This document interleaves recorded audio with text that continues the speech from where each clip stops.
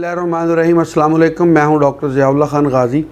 आज हम बात करेंगे हाई कफ़ यानी हिचकी के बारे में। बज़ाहिर ये एक आम सी बीमारी लगती है, लेकिन इसके पीछे बहुत से महर्रकात होते हैं। वो आज मैं आपको बताऊंगा कि हिचकी की असल वजूहात क्या हैं और इसकी अलामात क्या होती हैं और कौन सी होम्योपैथिक की अद्वियात जाके या मौसर साबित होती हैं इसमें। अच्छा, बाज़ का तो ऐसे होता है कि हिचकी मामूली सी हिचकी होती है, बाज़ का बदहज़मी की वजह से या तज़ाबियत की वजह से आपको अचानक हिचकी लगती है और इसके अंदर बहुत से लोग टोटका वगैरह इस्तेमाल करते हैं, उससे ठीक हो जाती है। अच्छा, बाज़ का ये हिचकी बड़ी क्रॉनिक कंडीशन अख्तियार कर लेती है, जिसकी वजह से उसको फिर कई दिन तक यानी कि हिचकी आती है। खाना खाने के बाद ये एक तसलसल के साथ वो इस कैफियत के अंदर से गुज़रते हैं। उनके लिए ये वीडियो बड़ी मौसर साबित होगी।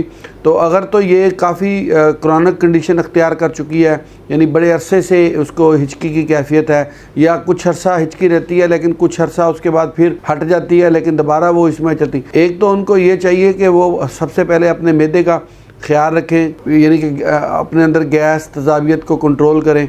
उसके लिए ज़ाहिर है कि भी बहुत सी ऐसी चीज़ों का इस्तेमाल है, सिर्फ ये मेडिसिन से ही नहीं बल्कि आपको ग़िज़ाई परहेज़ से भी गुज़रना पड़ेगा, इन चीज़ों पे अमल करना पड़ेगा ताकि आपको ये हिचकी वगैरह ना लगे।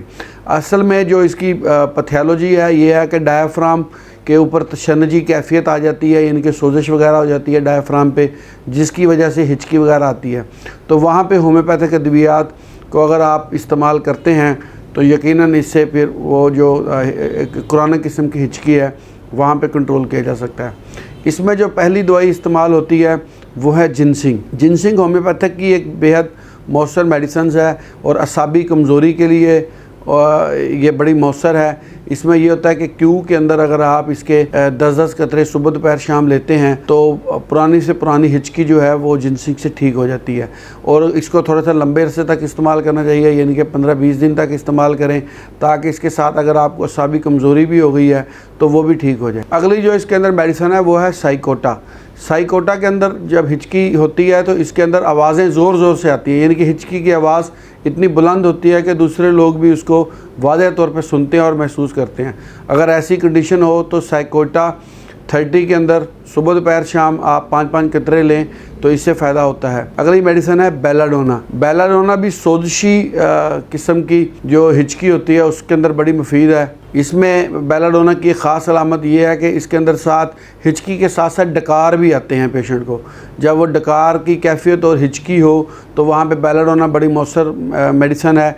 ये आप 200 में सुबह शाम एक खुराक लें तो इससे बड़े अच्छे नतीजे सामने आए हैं। अगली जो इसके अंदर मेडिसिन इस्तेमाल होती है वो है क्यूप्रम मेटलिकम।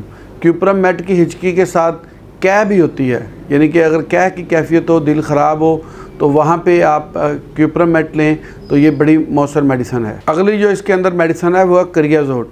करियाजोट जो ये हामला ख़वातीन की हिचकी के लिए बेहद मुफीद है। अगर हामला ख़वातीन को हिचकी की कैफियत हो तो अगर वो इसको 200 में सुबह शाम एक खुराक लें। ये जो आपके साथ मैंने होम्योपैथिक की अद्वियात का जिक्र किया है, अगर इनको इलामात के मुताबिक इस्तेमाल किया जाए तो इसके बेहद अच्छे नतीजे सामने आते हैं। बहुत शुक्रिया, अपना ख्याल रखिएगा और हमारे इस चैनल का भी ख्याल रखिएगा।